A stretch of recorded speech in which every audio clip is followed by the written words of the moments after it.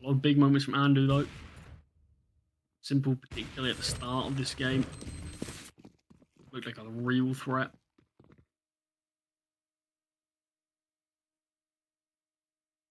Here is this pistol round. Look at CYBERSHOKE. It's almost like they've got the perfect read for this, but it depends how these first gunfights go. Akanito gets the initial kill. Flashbang good enough to just throw off his aim. But 4 versus 4, but CYBERSHOKE looking battered and bruised. Owen somehow able to get a double though. Who's likely to be? We will have a 2 versus 2. The bomb's not able to get planted just yet. You know where the final player is in Blixie. Still just the tap of the bomb. Or in fact the stick of the bomb, sorry.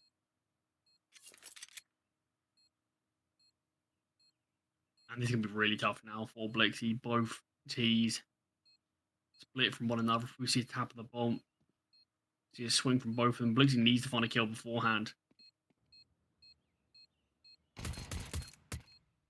Realize he gives him a bit of a gunfight there.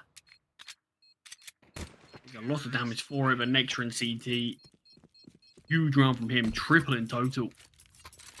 He continues to give BC.GAME their lead. Look, if we saw BC.GAME lose that one, probably see a leveled up game. If they go for a force by maybe even CYBERSHOKE taking the lead.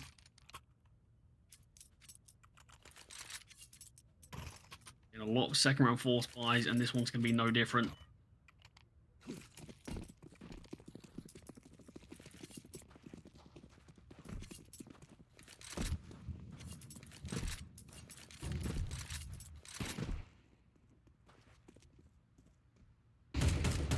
Tenement Scout flashbang is brilliant. Actually does some decent damage to Glow before going down. He retrieves his AK the nade. Kakanito's a good idea, but Blixie's able to get the AK in time and finds Kakanito as punishment.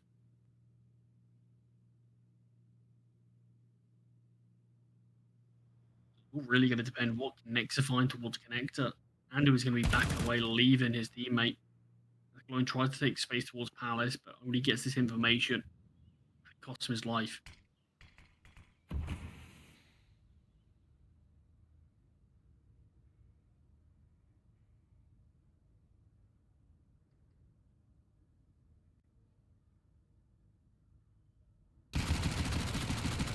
Makes it here in Connector as well. There's so much damage to Notaneki. He won't be able to find him, but softens him up as well.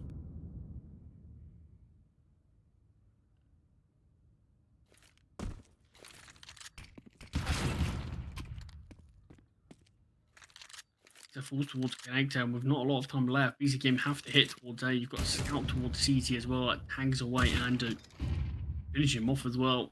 They were not scared, not shying away from any of these gunfights. AK's being retrieved, and Prime Tap's going to go for the save. 10 seconds on the clock, the bomb dropped to position, and all 4 CTs are swarmed around it. The second round force actually works out. All sort of sparks from that simple aggression, or the aggression on. Kakanito goes down after nading the smoke. 5 versus 3 was always going to be difficult for BC.GAME to try to snuff out exactly how to win that round, and not going to be able to. A bit of a force by war again, similar to how Overpass started out.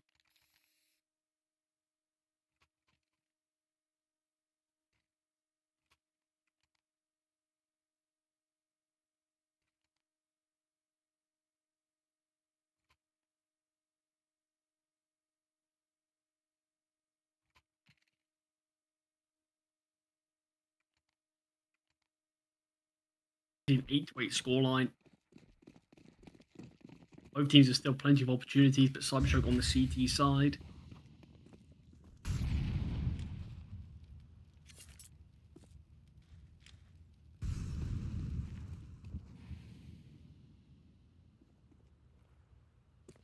And I think regardless of what the scoreline ends up being, how this series ends, I think the one positive to take away, if you're BC.GAME, as the players, as fans, is at least they've had a competitive time here. This is their first official. Surely can't expect outrageous things from them just yet. As long as him able to find the double, Prime Taps sort of lets him slip the net there. Now Glowing is alive, but he has lost a teammate in Blixie towards short. Glowing surely has to get found eventually. This does come through, allowing Simple to cross. It's the bomb on Simple as well. His teammates have all left him. If Simple goes down, this run's done.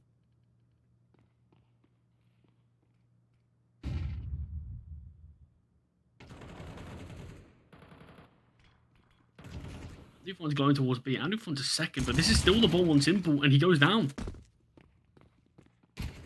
This is the issue I had with it. There's no need, really, for CYBERSHOKE to move now. And look at the health of Prime Taps and Andu. 15 seconds on the clock. These final two players have to save. 14 points of health combined. It's a great double from Andu, but it's the issue. You crack open the B bomb site, but for some reason the bomb's just been left on Simple.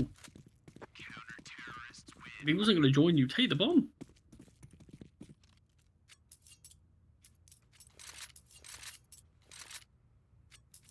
It's going to be a difficult one for BC.GAME to try to sort of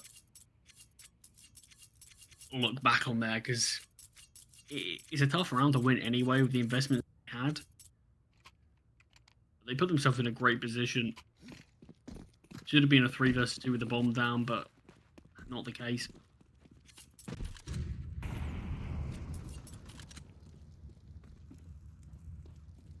But it is a force again from BC.GAME. This is exactly what we saw on Overpass. Even when BC.GAME lose the first force buy, they go for a 10. It's a really risky decision, because if you lose it, you're just giving not only SWMPLE away into the game, you're giving them the lead. Everyone on the USP finds one. Glowing still wasn't issues, but you've got Notineki as well, and Palace and Simple. You've got players all around him. Takes a risk and pushes through CV smoke, and we'll be able to actually evacuate the bomb site.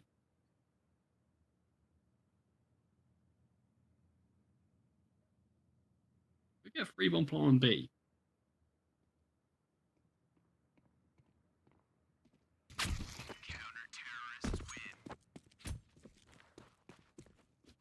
Like Forrester has the understanding. All square, this is the issue I had. It's interesting the amount of times BC.GAME opted to do this. By losing this now, finally you have to take the hit. You've got to go for a weak buy.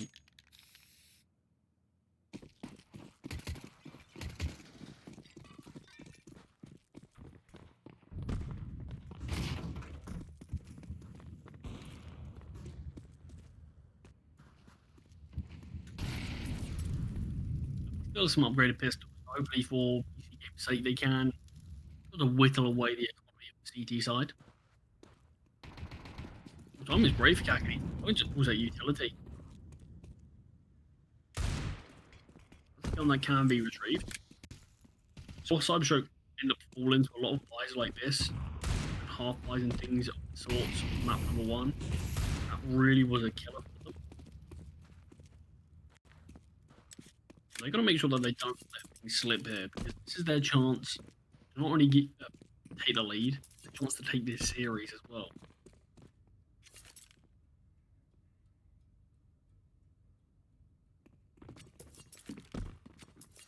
B spots 1, not ready for Blixie to be here as well, but the trade is quick, and Forrester under pressure now. Doesn't actually find the burst, so it allows Andu to get the M4 out, reset his aim, and find that frag. It's a man advantage. There's no armor on these players.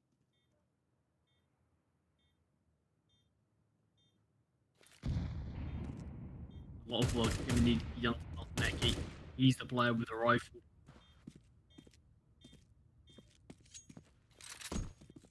SWMPLE just conceding it. They want a save. I mean,